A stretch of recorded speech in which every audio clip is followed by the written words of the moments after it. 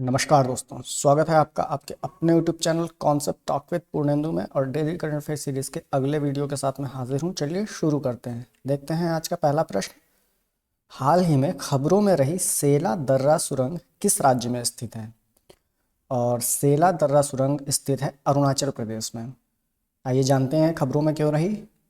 अरुणाचल प्रदेश के तवांग में भारत और चीनी सैनिकों के बीच अभी भी माहौल गरमाया हुआ है। ऐसे में अरुणाचल प्रदेश के तवांग के पास वास्तविक नियंत्रण रेखा की ओर सेला दर्रा सुरंग का निर्माण किया जा रहा है। इससे भारतीय सेना को सभी मौसम में संपर्क स्थापित करने में सहायता मिलेगी।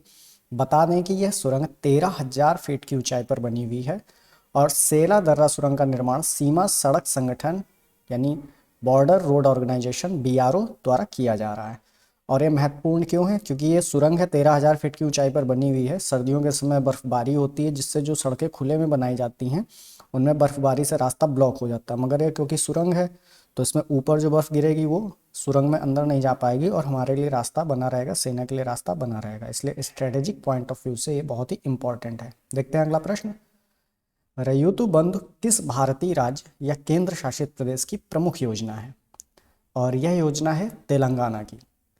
और यह योजना क्या है? तो इस योजना के माध्यम से तेलंगाना राज्य सरकार वनकलम यानी खरीफ और यासंगी यानी रबी, ये जो दो शब्द हैं वनकलम और यासंगी, ये तेलंगाना के क्षेत्रीय भाषा के शब्द हैं। खरीफ और रबी के लिए प्रयोग किए जाते हैं।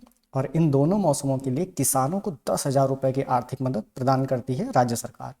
यह धनराशि किसानों को बैंक खाते में DBT यानी कि डायरेक्ट बैंक ट्रांसफर के माध्यम से सीधे जमा कराई जाती है। और रैथू बंद योजना की शुरुआत तेलंगाना सरकार ने वर्ष 2018 में की थी। देखते हैं अगला प्रश्न। संयुक्त राष्ट्र नेचर डील के अनुसार 2030 तक कितने प्रतिशत ग्रह को संरक्षित करने की मांग की गई है? और इसका सही उत्तर है 30%। इस समझौते के तहत धरती के 30% हिस्से को 2030 तक संरक्षित क्षेत्र बनाने की बात की गई है। इसके साथ ही विकासशील देशों को करीब $3 करोड़ की सालाना संरक्षण मदद दी जाएगी। इसकी मदद से वो मानव जनित कारणों से लुप्त होने का संकट झेल रहे जीवों की मदद के लिए कुछ कार्य कर सकते हैं।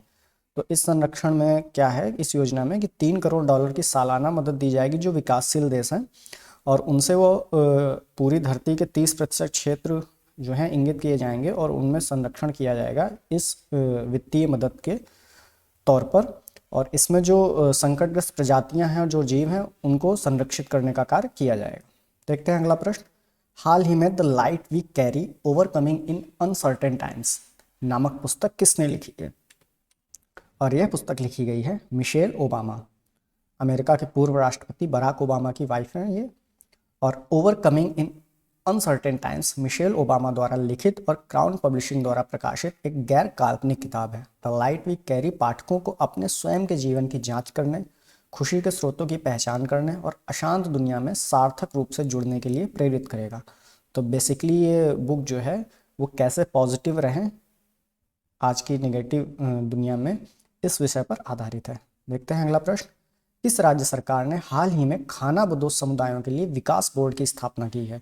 और यह स्थापना की गई है कर्नाटक के द्वारा।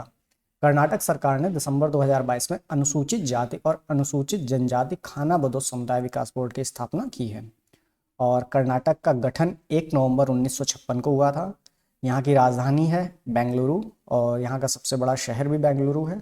मुख्यमंत्री हैं बसवराज बोम्मई और राज्यपाल हैं थावरचंद गहलोत। देखते हैं अगला प्रश्न। किस राज्य ने पढ़ने को बढ़ावा देने के लिए फ्रेंड्स ऑफ लाइब्रेरी योजना की शुरुआत की है? और यह योजना शुरू की गई है तमिलनाडु के द्वारा। तमिलनाडु सरकार ने पुस्तकालय के मित्र योजना की शुरुआत की, जिसके तहत उन लोगों को व्यक्तिगत रूप से किताबें उपलब्ध कराई जाएंगी जो सरकारी पुस्तकालयों में जाने में असमर्थ हैं। इस उद्देश्य के लिए स्वयं सेवकों की सेवा का उपयोग किया जाएगा। तो इसमें जो स्वयं सेवक हैं उनका उपयोग किया जाएगा, और जो वरिष्ठ नागरिक हैं या रोगी हैं या असाध्य लोग हैं जो पुस्तकालयों तक नहीं जा सकते मगर वो पढ़ने की इच्छा रखते हैं, तो पुस्तकें उन तक पहुंचाई जाएंगी। यह इस योजना में है। देखते हैं अगला प्रश्न। भारत के पहले ग्रीन स्टील ब्रांड कल्याणी फोरेस्ट्रा का शुभारंभ कहाँ किया गया? और इसका शुभारंभ किया गया है नई दिल्ली में। ये ग्रीन स्टील प्लांट नहीं है, ग्रीन स्टील ब्रांड है। और ग्रीन स्टील क्यों कहा जाता है इसे? तो जो इस्पात इंडस्ट्री है, जो आयरन इंडस्ट्री है, उसमें जो भी एनर्जी का यूज़ होता है, काफ़ी भारी मात्रा में एनर्जी का यूज़ होता है, तो उसको नवीकरणीय ऊर्जा के जो स्रोत हैं, सूरज की रोशनी है या जल है या इस तरह की नवीकरणीय जो ऊर्जा के स्रोत हैं, उनके माध्यम का उपयोग करके इस प्लांट को चलाया जाता है और वहाँ पर जो इस्पात का उत्पादन होता है उसे ग्रीन स्टील बोला जाता है। देखते हैं डिटेलिंग्स। इस्पात मंत्री ज्योतिरादित्य सिंधिया ने नई दिल्ली में भारत के पहले green steel brand Kalyani Foresta का शुभारंभ किया। अपनी तरह के पहले इस्पात का विनिर्माण पुणे की स्टील कंपनी कल्याणी ग्रुप ने किया। इसके लिए नवीकरणीय ऊर्जा स्रोतों का उपयोग किया गया है। इस्पात विनिर्माण की इस प्रक्रिया में पर्यावरण में कार्बन उत्सर्जन नहीं होता है। देखते हैं अगला प्रश्न। किस मिशन ने डिजिटल इंडिया अवार्ड्स 2022 का प्लेटिनम आइकन पुरस्कार जीता? और यह मिशन है आवास और शहरी कार्य मंत्रालय के अंतर्गत जो स्मार्ट सिटी मिशन है उसने। देखते हैं डिटेलिंग्स। आवास और शहरी कार्य मंत्रालय के स्मार्ट सिटी मिशन ने data smart cities empowering cities through data यानी डाटा के जरिए शहरों के सशक्तिकरण के लिए डिजिटल इंडिया अवार्ड्स 2022 का प्लेटिनम आइकन पुरस्कार जीता। स्मार्ट सिटी मिशन को आंकड़े साझा करने और सामाजिक आर्थिक विकास में इनके इस्तेमाल की श्रेणी में यह पुरस्कार दिया गया है। देखते हैं अगला प्रश्न। इको सेंसिटिव जोन के आकार को कम करने के प्रस्ताव के विरुद्ध किस अभयारण्य को संरक्षण प्राप्त हुआ है? और वह अभयारण्य है ताल छापर अभयारण्य, राजस्थान के चुरू जिले में स्थित है और इसके आसपास इको सेंसिटिव जोन बनाया गया था और उस इको सेंसिटिव जोन की जो सीमा है उसको कम करने का प्रस्ताव रखा गया था, मगर उसके विरुद्ध जो है इसको संरक्षण प्राप्त हुआ, यानी जो भी उसका इको सेंसिटिव जोन है वो बना रहेगा। आइए जानते हैं इसके बारे में। और हाल ही में राजस्थान राज्य द्वारा प्रसिद्ध ताल छापर कृष्ण मृग यानी ब्लैक बग अभयारण्य चुरू के इको सेंसिटिव जोन के आकार को कम करने के प्रस्ताव के विरुद्ध उक्त अभयारण्य को संरक्षण प्राप्त हुआ है। World wild life fund for nature ने भी 7.19 वर्ग किलोमीटर के क्षेत्र में फैले इस अभयारण्य में शिकारी पक्षियों के संरक्षण के लिए एक बड़ी परियोजना शुरू की है। तो यानी इस अभयारण्य में world wild life fund for nature की भी एक परियोजना चल रही है, रैप्टर्स जो पक्षी है उसके संरक्षण के लिए। और यहाँ पर ब्लैक बग हिरन जो है मेन रूप से पाया जाता है, पिक्चर में आप देख रहे होंगे, और इसके संरक्षण के लिए भी योजना जरूरी है। देखते हैं हमारे आज का अगला और आखिरी प्रश्न। 21 दिसंबर को कौन सा दिवस मनाया जाता है? और 21 दिसंबर को मनाया जाता है विश्व साड़ी दिवस।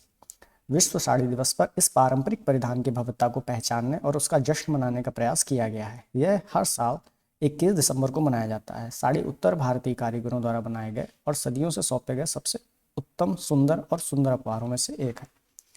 इसी के साथ हमारा आज का सेशन समाप्त होता है। धन्यवाद।